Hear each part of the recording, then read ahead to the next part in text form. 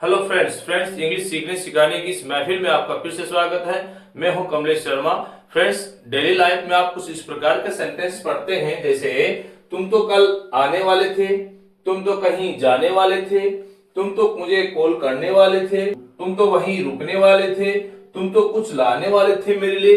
कुछ ऐसे सेंटेंसेस जिनमें आप अक्सर ऐसे कार्य के बारे में बात करते हैं जो कोई व्यक्ति करने वाला था लेकिन उसने नहीं किया। ऐसे कार्य को जब आप इंग्लिश में ट्रांसलेट करके बोलते हैं तो उसके लिए आप खासकर स्ट्रक्चर का यूज करते हैं। वो स्ट्रक्चर है यू वर सपोज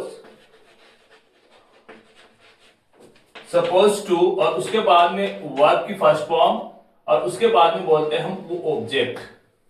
तो आपका स्ट्रक्चर बन जाता है you were suppose two plus verb की फर्स्ट फॉर्म और ऑब्जेक्ट। चलिए इन्हें हम वन बाय वन करके हम ट्रांसलेट करते हैं कि तुम तो कल आने वाले थे, तो इसके लिए हम कहेंगे you were supposed to come yesterday.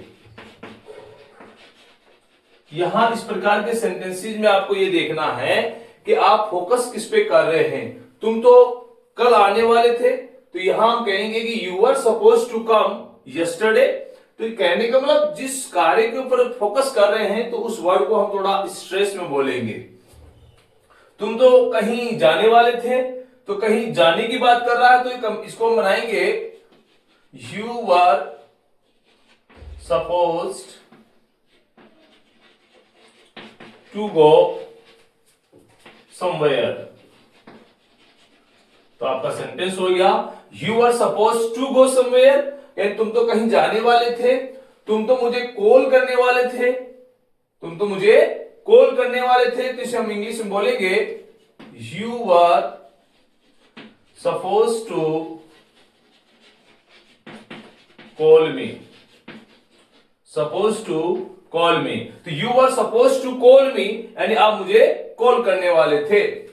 तुम तो वहीं रुकने वाले थे ना, यानी वहीं रुकने वाले थे, तो इसके लिए हम बोलेंगे you are suppose to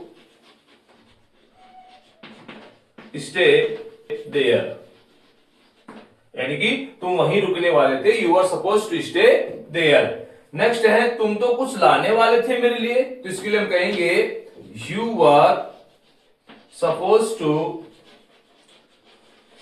to bring me something. Short में समथिंग को कुछ एसटीएस से लिखते हैं। तो you are suppose to bring me something, यानी आप मेरे लिए कुछ लाने वाले थे। वे तो कहीं जाने वाले थे, यहां मैंने सब्जेक्ट बदल दिया। यदि आप तुम या आप सब्जेक्ट की जगह किसी और सब्जेक्ट की बात करें तो ऐसे में आप यू की जगह उस सब्जेक्ट को बोलेंगे। अगर वो सब्जेक्ट सिंगुलर है तो यहां पर आप वाज लगाएंगे, और अगर सब्जेक्ट प्लूरल है तो वर का वर रहेगा, कोई चेंजिंग देखने को नहीं मिलेगी।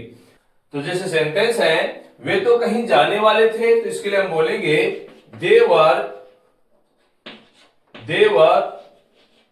Suppose to go somewhere. वे तो कहीं जाने वाले थे, तो they were suppose to go somewhere. वे दोनों तो शादी करने वाले थे, तो वे दोनों के हम बोलेंगे अंग्रेजी बोथ ऑफ देम। मतलब हुआ कि वे दोनों, both of them were supposed to get marriage. तो सेंटेंस हो गया कि both of them were suppose to get marriage. तो आज की इस वीडियो में आपने कितना सीखा उसके लिए एक दो सेंटेंस हैं। तुम तो अपने पेरेंट्स से बात करने वाले थे, तुम तो कार खरीदने वाले थे।